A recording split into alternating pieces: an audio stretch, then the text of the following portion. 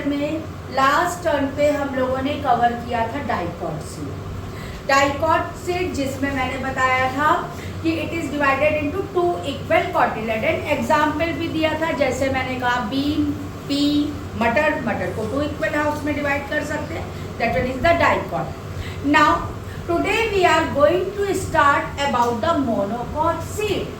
Monocot seed जिसको हम 2 equal cotyledon में डिवाइड नहीं कर सकते हैं। मुझे बताओ बच्चों, क्या हम लोग मेज के सीड को या राइस को क्या 2 इक्वल हाउस में डिवाइड कर सकते हैं? नहीं कर सकते हैं। जबकि मटर अगर है वहीं पर सोक्ड ग्राम है, पी है, तो क्या होगा? We are able to divide it into 2 equal halves. तो that one is the dicot और मोनोकॉट जिसको 2 इक्वल कॉटिलेडन में डिवाइड नहीं कर सकते। यहाँ मैंने एग्जाम्पल लिया है मेज सीड का। साइंटिफिक नेम ऑफ द मेज इज द जी मेज। जी मेज, और इसको बच्चे हम लोग कहते हैं कैरियोप्सिस। क्यों? ये एक 1 सीडेड फ्रूट है। इसको हम कहते हैं 1 seeded fruit, that is known as the caryopsis. Caryopsis की अगर हम बात करते हैं, इसमें क्या है हमारा, इसमें फ्रूट वॉल जो है, फ्रूट वॉल हमारी सीड कोट के साथ फ्यूज्ड होती है। Fruit wall fused with seed coat, ठीक है। तो ये एक 1 सीडेड, इसीलिए 1 सीडेड फ्रूट कहलाता है बच्चे।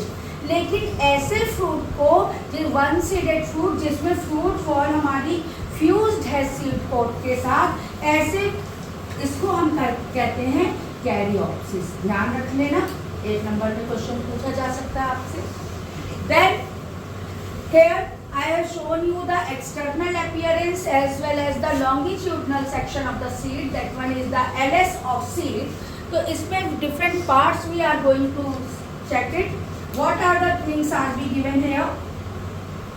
सबसे पहले अगर हम बात कर रहे हैं outer layer, that one is the pericarp. pericarp ये कैसे बनी होती है? ये हमारी जब फ्रूट वॉल और सीड कोट फ्यूज्ड होते हैं, मैंने बताया आपको कि फ्रूट वॉल और सीड कोट दोनों फ्यूज्ड होते हैं इसमें। तो when fruit wall and seed coat fuse together तो बनाता है वो क्या? That is the pericarp.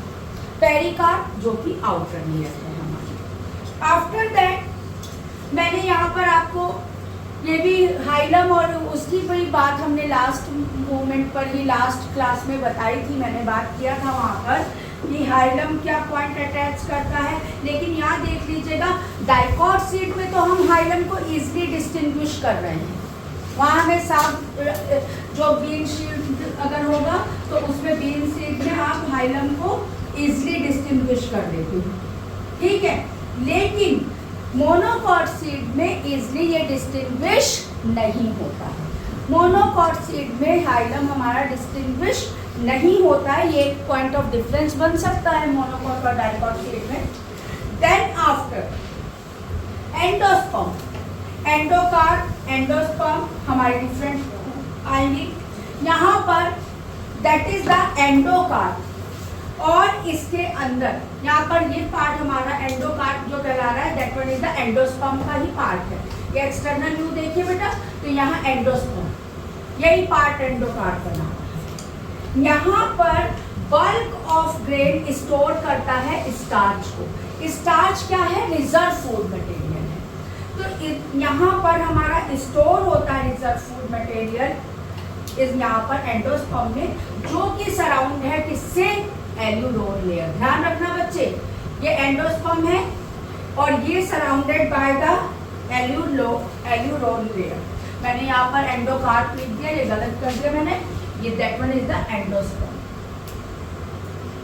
Okay, endosperm it is surrounded by the aleurone layer. इतना ध्यान रखा। ये हमारा क्या स्टोर करता है?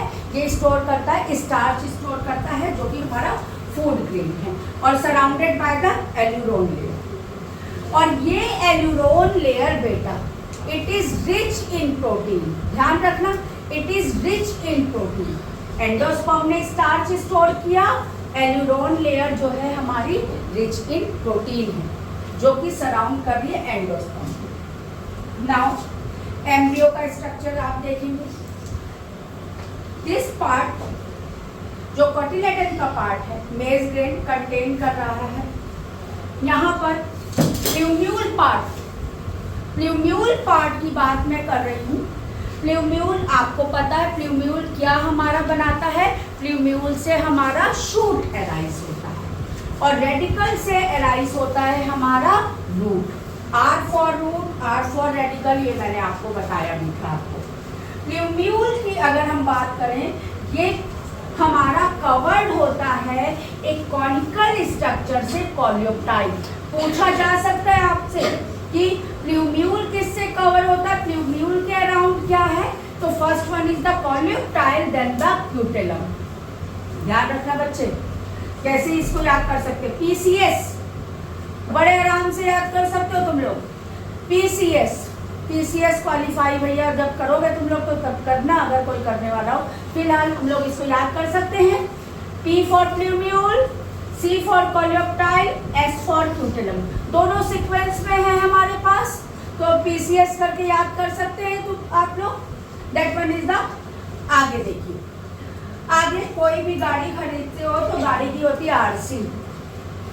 हाँ बच्चों, तो ये समझ में आ गया आपको। मैंने बताया रेडिकल के अराउंड कॉलियोरिजा एंड प्ल्यूम्यूल के अराउंड कॉलियोप्टाइल। और इसमें हमारा सिंगल कोटिलेडन है जो कि फूड स्टोर नहीं करता है। ये सिंगल कोटिलेडन क्या है, that one is the scutellum. So this one is the structure of the maize seed. और साथ में बच्चों एक डिफरेंस पूछा जाता है, वो डिफरेंस को जरा तैयार कर लीजिए। एक आता है एंडोस्पर्मिक सीड और एक आता है non endospermic seed. Endospermic seed को ही हम कहते हैं एक्स एल्ब्यूमिनस। ध्यान रखना, एंडोस्पर्मिक ऐसे सीड को हम कहते हैं x albuminous. It means non endospermic seed को हम क्या कहेंगे, एल्ब्यूमिनस। नॉन एंडोस्पर्मिक सीड को हम कहेंगे एल्ब्यूमिनस। अब डिफरेंस इसमें क्या होता है, जो एक्स एल्ब्यूमिनस या एंडोस्पर्मिक सीड है उसमें फूड जो है स्टोर होता है कोटिलेडन में ही, कोई उसमें एंडोस्पर्म नहीं होता है और फूड उसमें स्टोर होता है कहाँ पर, कोटिलेडन में। इस तरह के सीड को कहते हैं एक्स एल्ब्यूमिनस। जैसे कि ग्राम है, पी है, बीन है, ये सारे सीड हमारे एक्स एल्ब्यूमिनस या एंडोस्पर्मिक सीड है। अब नॉन एंडोस्पर्मिक की बात करूँ, एल्ब्यूमिनस की बात करूँ मैं, तो जो सीड स्टोर करते हैं फूड, एंडोस्पर्म में फूड स्टोर करते हैं, उनके लिए हम वर्ड यूज करेंगे नॉन एंडोस्पर्मिक और एल्ब्यूमिनस। ठीक है। और इसके एग्जाम्पल अगर हम बात करते हैं नॉन एंडोस्पर्मिक के बात अगर हम करेंगे तो यहाँ पर कौन कौन से आ जाएंगे, अलग अलग सीड बताइए, इसमें कौन से नहीं स्टोर करेंगे। इस तरह के सीड का एग्जाम्पल जरा आप लोग मुझे कमेंट में लिख कर देना, देखती हूँ एंडोस्पर्मिक और नॉन एंडोस्पर्मिक का क्या एग्जाम्पल देते हो तुम लोग। तो ये बेटा हम लोगों ने आज डिस्कस कर लिया है पूरा डाइकॉट के बाद मोनोकॉट सीड। अब नेक्स्ट टर्म में हम लोग डिस्कस करेंगे सीड डॉर्मेंसी और जर्मिनेशन। बच्चे देखो, आपको पता है जर्मिनेशन के लिए हमारे पास क्या क्या कंडीशन नेसेसरी, वाटर नेसेसरी है, एयर नेसेसरी है, देन लाइट नेसेसरी है। तो ये सारी कंडीशन नेसेसरी होने के बाद भी कुछ सीड हमारे जर्मिनेट नहीं होते हैं, उनको हम कहते हैं डॉर्मेंट सीड और कंडीशन कहलाती है डॉर्मेंसी। तो बच्चे इससे रिलेटेड ना कुछ एक्सपेरिमेंट्स होते हैं, तो वो एक्सपेरिमेंट हम लोग नेक्स्ट क्लास में डिस्कस करेंगे। तो this one is all for